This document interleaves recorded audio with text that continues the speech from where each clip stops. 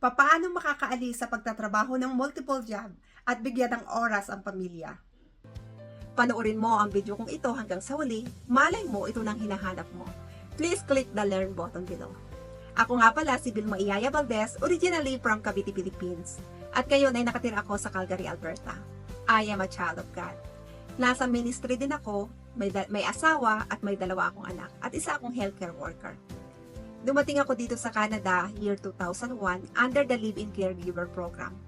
At daladala ko ang aking pangarap na magiging kumpleto kami at magkakaroon ng maayos na buhay. Pero hindi yun ang nangyari sa amin. Dumating ang time na kami mag-asawa ay sabay na nawala ng trabaho.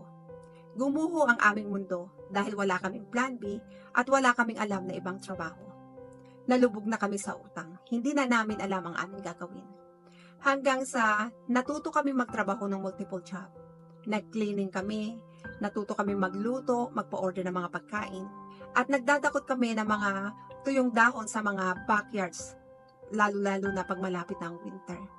Lahat ng trabaho na legal pinasok namin. Ang mga anak namin sa halip na dalhin namin sa mga activities, dinadala namin sila sa cleaning. Wala na kaming oras sa kanila at wala din kaming oras sa aming sarili. At palagi na kaming stress. Until narinig namin sa bibig ng anak namin ang salitang, "You don't care about me."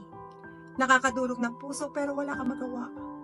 Nung time na yon, umiyak na lang ako. Hindi ko alam ang aming gagawin dahil lubog kami sa utang, ang daming bayarin, ang daming obligasyon.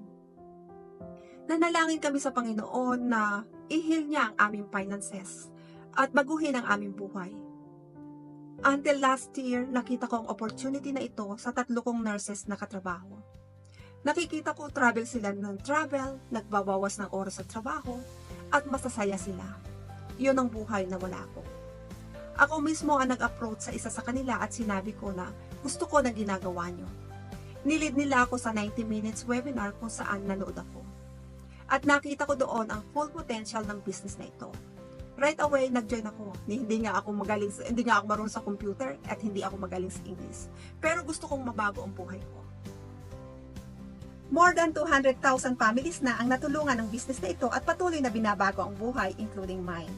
Marami na rin ang nakapag-retire ng maaga at meron na rin mga mortgage-free.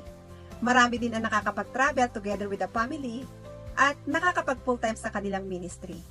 Kaibigan, kung gusto mo ng pagbabago sa iyong buhay, magkaroon ng time para sa sarili mo at para sa pamilya mo.